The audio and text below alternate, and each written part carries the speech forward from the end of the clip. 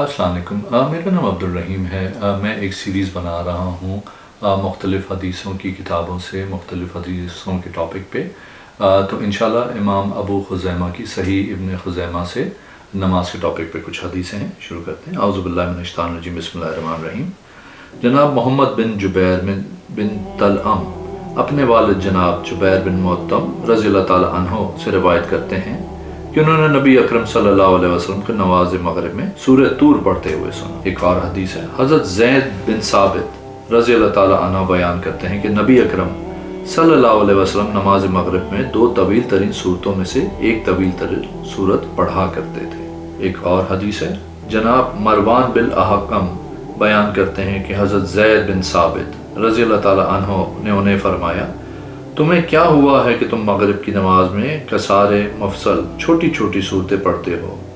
بے شک رسول اللہ صلی اللہ علیہ وسلم نماز مغرب میں دو بہت لمبی صورتوں میں سے ایک لمبی صورت پڑھا کرتے تھے۔ وہ کہتے ہیں، میں نے عرض کیا دو طویل ترین صورتوں میں سے ایک طویل ترین صورت کون سی ہے جسے نبی کریم صلی اللہ علیہ وسلم پڑھتے تھے؟ تو انہوں نے فرمایا وہ سورہ اعراف ہے۔ جناب ابن جریج کہتے ہیں، میں نے ابن ابی ملیکہ سے پوچھا وہ طویل ترین صورتیں کون سی ہیں؟ تو انہوں نے اپنی رائے سے جواب دیا سورہ انعام اور سورہ اعراف۔ ایک اور حدیث ہے، حضرت زید بن ثابت رضی اللہ تعالیٰ عنہ سے روایت ہے کہ نبی اکرم صلی اللہ علیہ وسلم نماز مغرب میں دونوں رکعتوں میں سورہ اعراف پڑھا کرتے تھے۔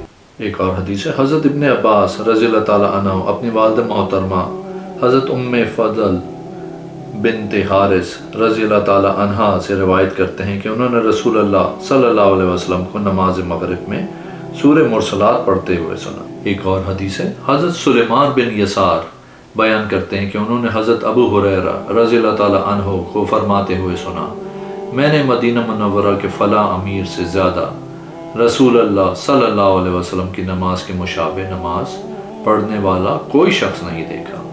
حضرت سلیمان فرماتے ہیں، تو میں نے بھی اس امیر کے پیچھے نماز پڑھی تو وہ اس طرح نماز پڑھتے کہ ظہر کی پہلی دو رکعتوں میں طویل قرات کرتے اور آخری دو رکعت میں کم قرات کرتے، اور عصر کی نماز مختصر پڑھاتے۔ وہ نماز مغرب کی پہلی دو رکعت میں قصار مفصل یعنی چھوٹی صورتیں پڑھتے اور عشاء کی نماز کی پہلی دو رکعتوں میں اوسط المفصل درمیانی صورتیں پڑھتے اور صبح کی نماز میں طوال المفصل لمبی صورتیں پڑھتے۔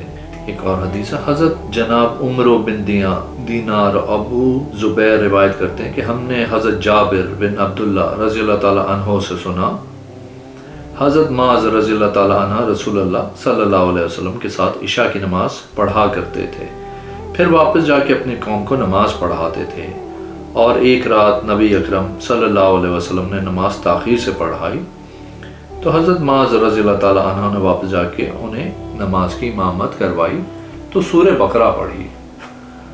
لوگوں میں سے ایک شخص نے جب آپ کو سورہ بقرہ پڑھتے دیکھا تو اس نے مسجد کے ایک کونے میں الگ ہو کے اکیلے نماز پڑھ لی۔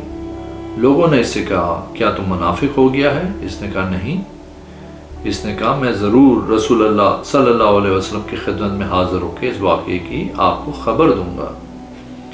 وہ نبی اکرم صلی اللہ علیہ وسلم کی خدمت اقدس میں حاضر ہوا اور عرض کیا، حضرت معاذ رضی اللہ تعالیٰ عنہ آپ کے ساتھ عشاء کی نماز پڑھتے ہیں، پھر واپس جا کے ہمیں نماز پڑھاتے ہیں۔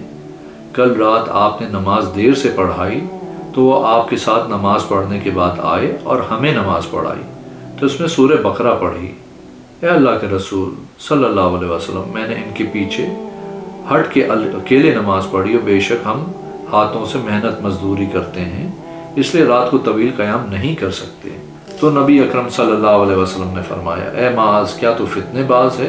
سورہ واللیل اذا یغشی اور سبح بسم ربک الاعلی اور سماء ذات البروج پڑھا کرو۔ ایک اور حدیث ہے، حضرت عدی بن ثابت بیان کرتے ہیں کہ میں نے حضرت برا بن عازب رضی اللہ تعالیٰ عنہ کو فرماتے ہوئے سنا، میں نے رسول اللہ صلی اللہ علیہ وسلم کو عشاء کی نماز میں سورہ والتین والزیتون پڑھتے ہوئے سنا، اور میں نے آپ صلی اللہ علیہ وسلم سے خوبصورت قرات کسی کی نہیں سنی۔ ایک اور حدیث ہے، نبی اکرم صلی اللہ علیہ وسلم کی زوجہ محترمہ حضرت ام سلمہ رضی اللہ تعالیٰ عنہا بیان کرتی ہیں کہ میں دوران حج بیمار ہو گئی تو میں نے رسول اللہ صلی اللہ علیہ وسلم کو بتایا تو آپ صلی اللہ علیہ وسلم نے فرمایا لوگوں کے پیچھے پیچھے سواری میں سوار ہو کے طواف کر لو۔ آپ فرماتی ہیں لہٰذا میں نے اونٹ پہ سوار ہو کے طواف کیا۔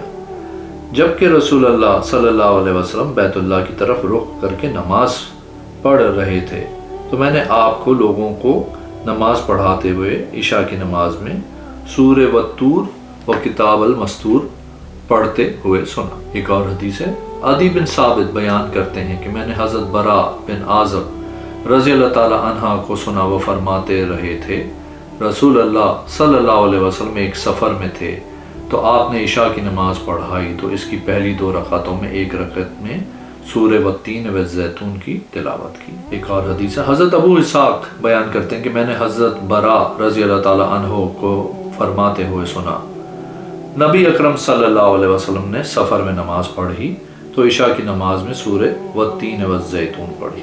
ایک اور حدیث ہے، حضرت جابر بن سمرہ رضی اللہ تعالی عنہ بیان کرتے ہیں کہ نبی اکرم صلی اللہ علیہ وسلم صبح کی نماز میں سورہ قاف پڑھا کرتے تھے اور بعد میں آپ صلی اللہ علیہ وسلم نے ہلکی و مختصر نماز پڑھانا شروع کر دی۔ ایک اور حدیث ہے، جناب زیاد بن علاقہ اپنے چچا حضرت قطبہ بن مالک رضی اللہ تعالی عنہ سے بیان کرتے ہیں کہ انہوں نے فرمایا میں نے نبی اکرم صلی اللہ علیہ وسلم کو صبح کی نماز میں سورہ قاف پڑھتے ہوئے سنا اور میں نے آپ کو والنخل باسقات پڑھتے ہوئے بھی سنا۔ ایک اور حدیث ہے، حضرت ابو برزہ رضی اللہ تعالی عنہ سے روایت ہے کہ رسول اللہ صلی اللہ علیہ وسلم صبح کی نماز میں 100 سے 60 آیات یا 60 سے 100 آیات تک تلاوت فرماتے تھے۔ ایک اور حدیث ہے، حضرت ابو برزہ رضی اللہ تعالی عنہ بیان کرتے ہیں کہ رسول اللہ صلی اللہ علیہ وسلم صبح کی نماز میں 60 سے 100 آیت کے درمیان تلاوت فرماتے تھے۔ ایک اور حدیث ہے، حضرت جابر بن سمرہ رضی اللہ تعالی عنہ بیان کرتے ہیں کہ نبی اکرم صلی اللہ علیہ وسلم تمہاری نمازوں جیسی نماز پڑھایا کرتے تھے لیکن آپ مختصر اور ہلکی نماز پڑھاتے تھے۔ آپ نماز فجر میں سورہ واقعہ اور ان جیسی صورتیں پڑھا کرتے تھے۔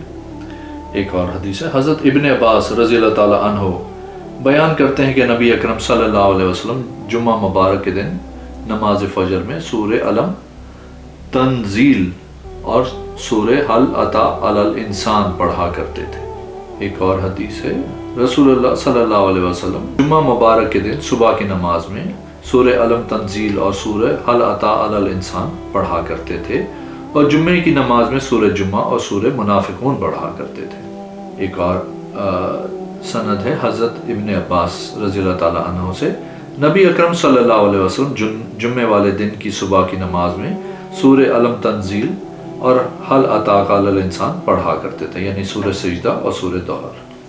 ایک اور حدیث ہے، حضرت عقبہ بن عامر رضی اللہ تعالی عنہ بیان کرتے ہیں کہ میں نے رسول اللہ صلی اللہ علیہ وسلم کی سواری کی نقیل تھامے آپ صلی اللہ علیہ وسلم کی سواری کو ان کے گھاٹیوں میں سے ایک گھاٹی میں چلا رہا تھا تو آپ صلی اللہ علیہ وسلم نے فرمایا اے پیارے عقبہ تم سوار نہیں ہوگے؟ تو میں نے رسول اللہ صلی اللہ علیہ وسلم کی سواری پہ سوار ہونا بڑی بے ادبی خیال کی۔ پھر آپ صلی اللہ علیہ وسلم نے فرمایا پیارے عقبہ تم سوار نہیں ہوگے؟ لہٰذا میں ڈر گیا کہ کہیں آپ صلی اللہ علیہ وسلم کی نافرمانی نہ ہو جائے، تو رسول اللہ صلی اللہ علیہ وسلم سواری سے اتر گئے اور میں کچھ دیر کے لیے اس پہ سوار ہو گیا، پھر میں اتر گیا، رسول اللہ صلی اللہ علیہ وسلم سوار ہو گئے۔ کچھ دیر بعد آپ صلی اللہ علیہ وسلم نے پھر فرمایا پیارے عقبہ کیا میں تمہیں کوئی ایسی 2 بہترین صورتیں نہ سکھاؤں جنہیں لوگوں نے پڑھا ہے؟ میں نے عرض کیا اے اللہ کے رسول صلی اللہ علیہ وسلم ضرور سکھا دیں، تو آپ نے مجھے وہ 2 صورتیں پڑھائیں، قل اعوذ برب الفلق